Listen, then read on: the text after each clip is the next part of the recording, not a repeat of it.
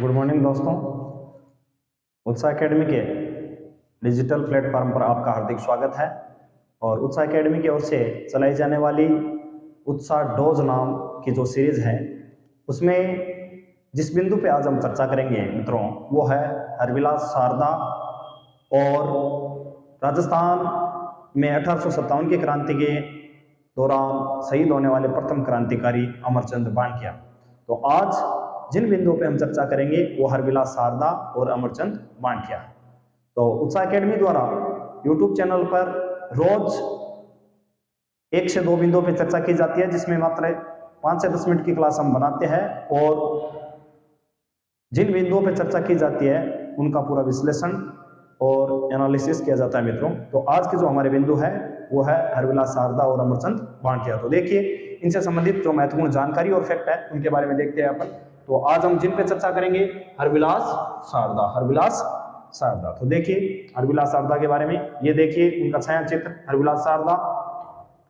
और अब इनके बारे में महत्वपूर्ण जानकारी क्या है मित्रों। तो सबसे पहले इनका जन्म हुआ 8 जून 1867 को, 8 जून 1867 ईस्वी को अजमेर में। तो आपको सबसे पहले तो ये ध्यान में रखना है इनका जन्म कहाँ पर हुआ, अजमेर में हुआ। तो ये कहाँ से संबंध रखते हैं, अजमेर से। और हरविलास शारदा पर जो सर्वाधिक प्रभाव रहा था मित्रों वो रहा था हमारे स्वामी जी का दयानंद सरस्वती। तो दयानंद सरस्वती के विचारों से और उनके सिद्धांतों ये बहुत ज्यादा प्रभावित थे। तो हरविलास शारदा पे स्वामी दयानंद सरस्वती का प्रभाव रहा। साथ ही इनके द्वारा जो प्रमुख लिखी गई पुस्तक है मित्रों वो कौन सी है, हिस्टोरिकल एंड डिस्क्रिप्टिव, 1911 में लिखी पुस्तक। हिस्टोरिकल एंड डिस्क्रिप्टिव 1911 में इन्होंने ये पुस्तक लिखी। तो ये फैक्ट भी महत्वपूर्ण आपको ध्यान में रखना है कि हरविलास शारदा द्वारा रचित पुस्तक कौन सी है, तो हिस्टोरिकल एंड डिस्क्रिप्टिव कब लिखी गई, 1911 में।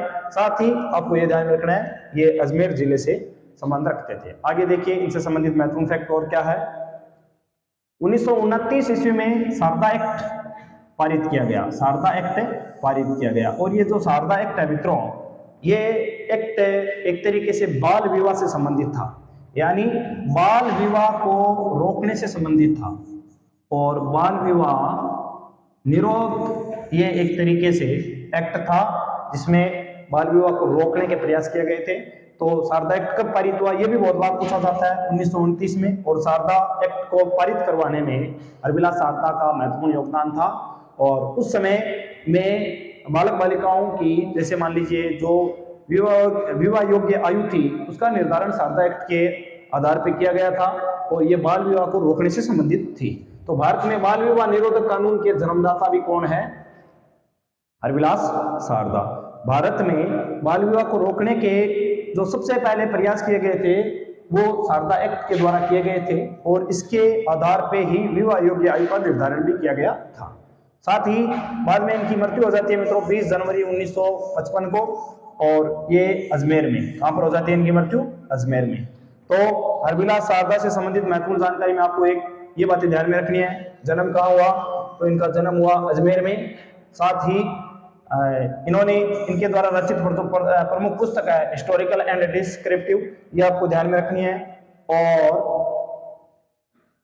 शारदा एक्ट को पारित कराने में सबसे महत्वपूर्ण योगदान 1929 में शारदा एक्ट पारित करवाया गया हरविलास शारदा द्वारा। साथ ही ये बाल विवाह निरोधक कानून था और अजमेर में इनकी मृत्यु हो जाती है 1955 में। तो ये थे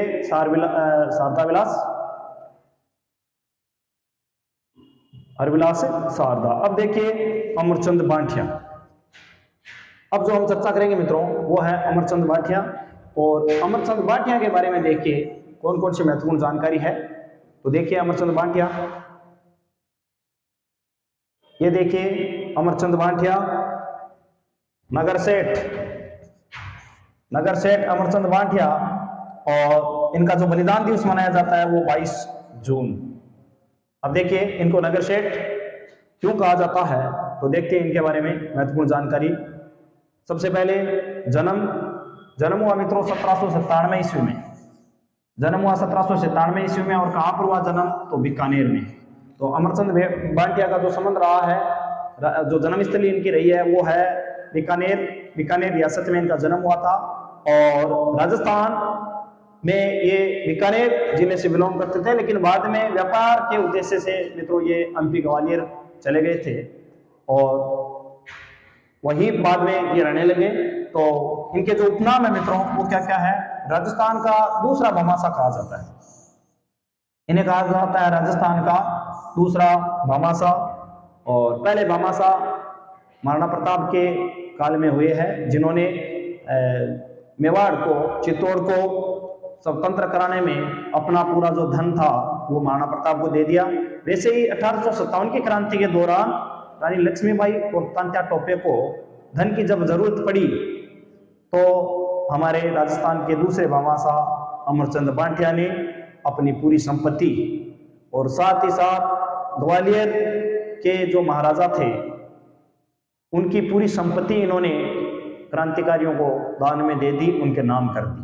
तो इस तरीके से इन्हें भी राजस्थान के दूसरे भामाशाह के रूप में जाना जाता है। ये नगर सेठ किस लिए कहलाए मित्रों, नगर सेठ इसलिए कहलाए कि ग्वालियर जो परिवार था उनके द्वारा ये पदवी दी गई थी, ग्वालियर परिवार के लिए ये काम किया करते थे, तो इन्हें नगर सेठ की उपाधि दी गई ग्वालियर परिवार द्वारा। साथ ही देखिए 1857 की क्रांति में शहीद होने वाला प्रथम राजस्थानी, 1857 की क्रांति में शहीद होने वाला अगर कोई प्रथम क्रांतिकारी था राजस्थान से तो वो हमें अमरचंद बांटिया थे। और वैसे नेशनल स्तर पर अपन देखें मित्रों तो 1857 की क्रांति का जो प्रथम शहीद था वो मंगल पांडे था।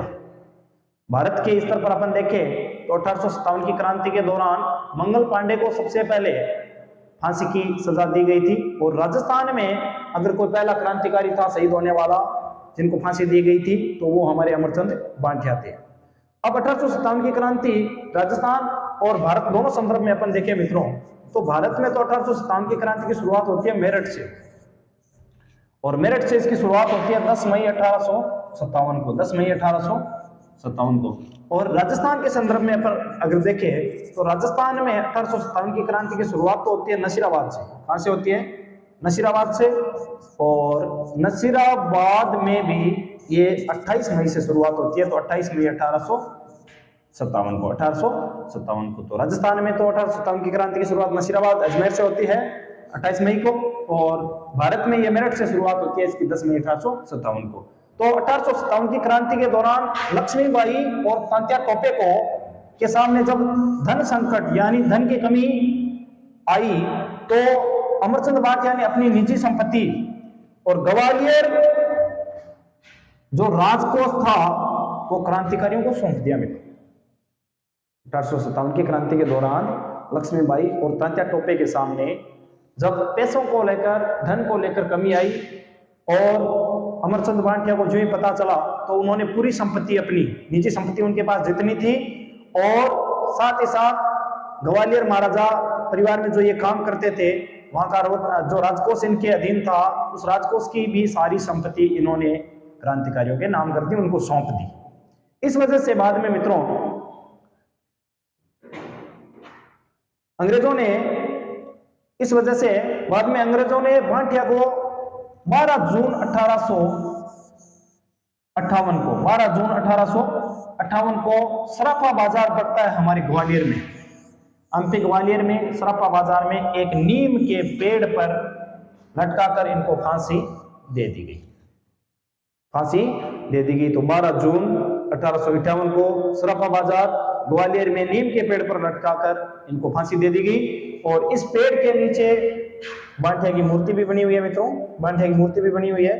तो इस वजह से ग्वालियर राज परिवार में काम करने की वजह से इनको नगर सेठ कहा जाता है। और 1857 की क्रांति में जो सबसे पहले शहीद हुए राजस्थान से वो भी अमरचंद बांटिया है, और अंग्रेजों द्वारा राजस्थान के जिस व्यक्तित्व को सबसे पहले फांसी दी गई थी वो भी अमरचंद बांटिया है।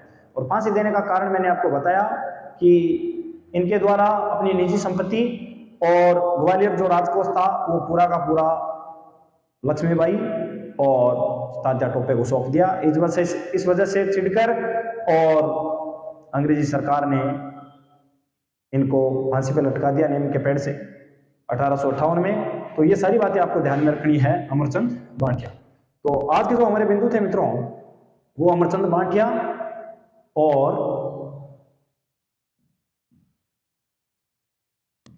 हरविलास शारदा, हरविलास शारदा। तो आज जब जिन बिंदुओं पे हम लोगों ने चर्चा की वो उत्साह डोज के दौरान दो छोटे छोटे बिंदु हरविलास शारदा और अमरचंद भाटिया थे। और ऐसी बहुत सारी क्लासें देखने के लिए आप उत्साह एकेडमी का जो यूट्यूब चैनल है उसको लाइक करें, शेयर करें, सब्सक्राइब करें और कमेंट करना बिल्कुल ना भूलें मित्रों। धन्यवाद, थैंक यू।